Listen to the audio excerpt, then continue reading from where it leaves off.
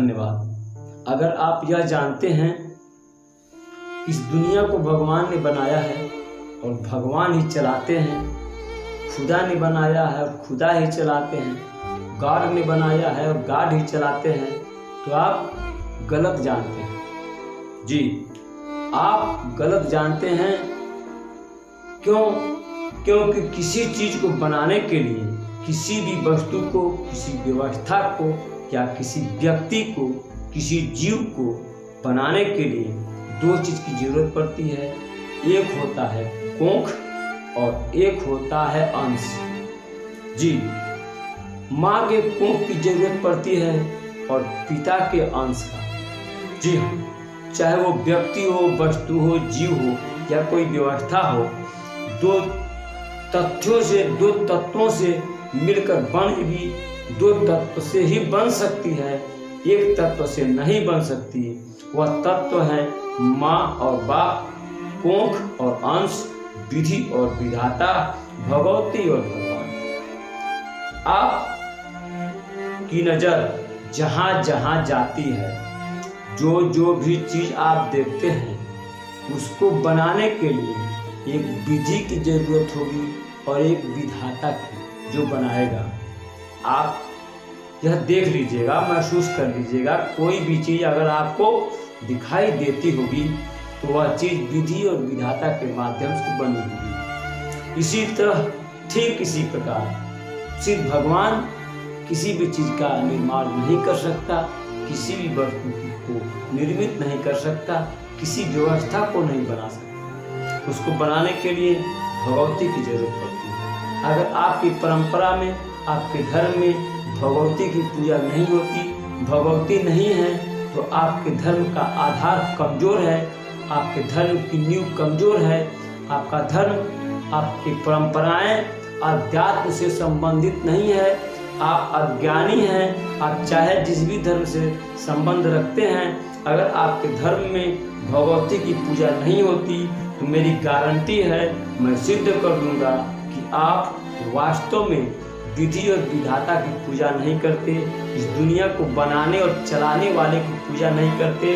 इस दुनिया को बनाने और चलाने वाला विधि और विधाता है, भगवती और भगवान है। अगर आप किसी नाम से भगवान को पूजते हैं, किसी और नाम से पूजते हैं, तो आप पूजते रहिए, लेकिन मैं दावा करता हूँ कि आपका धर्म, आपका मजहब, आपका संप्रदाय अज्ञान है, अज्ञानी है और अर्धज्ञानी है, अर्धज्ञानी है। आपका धर्म तथ्यों पे आधारित नहीं है, आपका धर्म तर्क पे आधारित नहीं है। आपके धर्म पे अगर तर्क कर दिया जाए तो आप जवाब नहीं दे पाएंगे। अगर आपको लगता है कि आपका धर्म तथ्यों पर आधारित है, तत्वों पर आधारित है, वास्तविकता पे आधारित है, तो मुझे बुलाइएगा, मैं आपके धर्म से संबंधित 2-4 सवाल करूँगा, उसका जवाब दे दीजिएगा, मैं मान जाऊँगा कि आपका धर्म सनातन धर्म से अच्छा है। सनातन धर्म वास्तव में धर्म है, जीवन की कानून है सनातन धर्म। जो सनातन धर्म का है, जो सनातन धर्म में पैदा हुआ है, वह बहुत ही भाग्यशाली है। अगर आप हिंदू हैं तो आप बहुत ही भाग्यशाली हैं। आप वास्तव में इंसानों के धर्म में पैदा हुए हैं। सनातन धर्म इंसानों का धर्म है, इंसानों का धर्म है सनातन धर्म। आप गीता को पढ़िएगा और महसूस कीजिएगा, वास्तव में गीता जीवन को सिखाती है। फिलहाल अगर आप भगवान को सिर्फ पूजते हैं, सिर्फ खुदा को पूजते हैं, तो खुदी को भी पूजना शुरू कीजिए, खुदी के लिए भी झुकना शुरू कीजिए, खुदी से भी दुआएं मांगना शुरू कीजिए और खुदा से भी मांगिए, भगवती से भी मांगिए और भगवान से भी मांगिए। तब आपकी दुआएं कबूल होगी, वास्तव में कबूल होगी। आपकी प्रार्थना तब जरूर सुनी जाएगी। खुदी से मांगने के लिए धरती पर सर को झुकाइए और खुदा से मांगने के लिए आकाश के सर को उठाइए। भगवती से मांगने के मस्तक को धरती पर टच कीजिए, धरती को स्पर्श कीजिए अपने मत्थे को, भगवती से मांगने के लिए और भगवान से मांगने के लिए आकाश में अपने सर को उठाइए और भगवान से मांगिए। क्या मांगिए? जिसकी जरूरत है आपको। जी हाँ, जिसकी जरूरत हो, बिना जरूरत की वस्तुएं मत मांगिए, नहीं मिलेगी। जिसको वर्तमान समय में आपको ज़रूरत है, आपकी जान जाने वाली है, आपका सम्मान जानने वाला है, वह वस्तुएं मांगिए। और कैसे मांगिए? छल से नहीं, कपट से नहीं, अपने गुनाहों की माफ़ी मांगिए। भगवान से कहिए, खुदा से कहिए कि मैंने ये गुनाह किया है, मेरे अंदर ये गलती है, आज से मैं वो गलती नहीं करूँगा, आज से मैं वो गुनाह नहीं करूँगा। भगवान मुझे बख्श दो, खुदा मुझे बख्श दो। और देखिए आपकी दुआएं, आपकी प्रार्थना कबूल अवश्य होगी। मुझे उम्मीद है अगर आप हिंदू भाई हैं या मुसलमान भाई हैं कि मेरी बातों को तवज्जो देंगे। एक बार आप अपने सर को जमीन पर रखकर माँ से कुछ मांग के देखिएगा। अगर आप खुदा समझकर सर उठाकर अपने खुदा से कुछ मांगते हैं तो धरती को खुद ही समझ लीजिएगा और अपने मस्तक को धरती पर रखकर अपने दुआओं को मांगिएगा।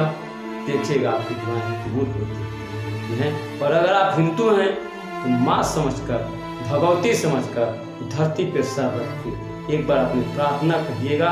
देखिएगा आपकी प्रार्थना जरूर स्वीकार होगी। और आप अगर समझ गए हों इस दुनिया को भगवती और भगवान बनाए हैं और भगवती भगवान ही चलाते हैं, तो आप महसूस कीजिए कि आपके जीवन में भगवती भी हैं और भगवान भी हैं। आपके स्वभाव में हैं, कैसे हैं, आप कमेंट में पूछिएगा, मैं बताऊंगा कितने प्रकार की देवियां आपके जीवन में हैं और कितने प्रकार के देव आपके जीवन में हैं। देवियों का मतलब शक्ति और देव का मतलब सामर्थ्य, भगवती का मतलब शक्ति और भगवान का मतलब सामर्थ्य। भगवान है आपके जीवन में तो क्या महसूस होगा और भगवती है तो कैसा महसूस होता है।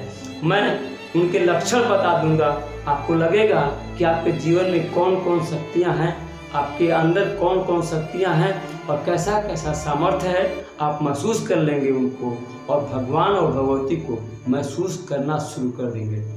आप कमेंट में लिखिएगा कि भगवान और भगवती को कैसे महसूस करें, कैसे देखें, मैं ज़रूर बताऊंगा। लेकिन कब? जब आप कमेंट करेंगे तब, कमेंट में पूछेंगे तो। फिलहाल मैं अपनी बातों को ही संपन्न करता हूं।